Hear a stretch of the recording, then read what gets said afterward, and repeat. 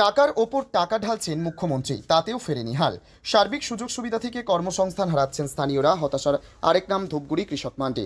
রাজ্য সরকার ধূপগুড়ি ব্লকের সমস্ত কৃষকদের কথা মাথায় রেখে এর আগে 9 লক্ষ টাকা দিয়েছিল। এবারে 3,61,000। ফিরবে কি কৃষক মান্ডির হাল? ঘুচবে কি? হামিদুল সুশীলের চরম অভাব?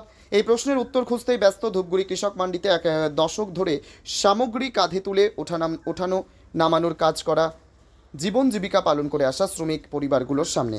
অপরদিকে কৃষক মান্ডি থেকে ধান ক্রয় বিক্রয় করার সরকারি নির্দেশিকাকে বুড়ো আঙুল দেখিয়ে এক শ্রেণীর ফোরেরা অদৃশ্য অনলাইন ব্যবস্থাকে কাজে লাগিয়ে বাইরে থেকেই ধান কেনা বেচা করে যাচ্ছে বলেও অভিযোগ রয়েছে। যদিও এই সমস্যাগুলো নিয়ে জলপাইগুড়ি স্থিত সংশ্লিষ্ট কৃষি আধিকারিকের সঙ্গে একাধিকবার যোগাযোগের চেষ্টা করলেও বিফল হতে হয়েছে।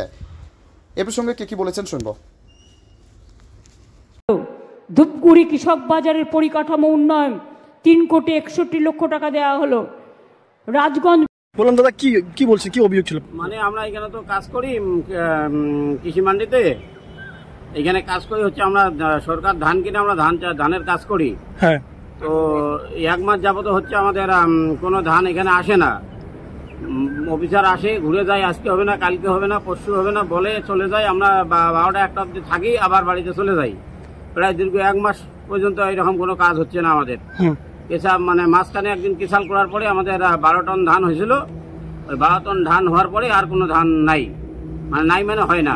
আচ্ছা, এটা তো একটা সরকারি বাজার, রেগুলেটেড মার্কেট। হ্যাঁ, তো এই কৃষক বাজার এখানে আসছে না কেন, কি মনে করছে? আসছে না এখন এখানে কি কারণে আসছে না, এখন এরা অফিসাররা ভালো বুঝতে পারবে। আমরা তো লেবার মানুষ, আমরা তো হচ্ছে খেটে খাওয়া লোক, আমাদের তো ওইসব বিষয় কিছু নাই। মানে এখানে সব পাইকাররা আসে, পাইকাররা আসে, এরা সব কাগজ এন্ট্রি করছে পিনের কাছে, পয়সা বদল। কতটা সমস্যা হচ্ছে আপনাদের? আমাদের অনেক সমস্যা। আমরা তো মানে 1 মাস যাবো আমাদের বসা একদম। বাড়িতে পরিবার আছে, বাচ্চা কাচ্চা আছে, তাদেরকে তো আমাদের এই কর্ম দিয়ে চলতে হবে। কত বছর ধরে আপনার এই কাজের সঙ্গে যুক্ত? এখানে আজকে 9 বছর হচ্ছে। 9 বছর ধরে? মানে প্রথম অবস্থাতে ঠিক ছিল? হ্যাঁ, ঠিক ছিল, ভালোই চলছিল তখন। তারপর থেকে এইরকম চলতেছে, এখন আর হয় না। কি চাইছেন আপনারা? আমরা চাই ধান আসুক, এখানে কাজকর্ম হোক, বা অন্য কোনো যদি কাজ থাকে সেগুলোও হোক, আমাদের তাহলে কাজ করতে সুবিধা হবে।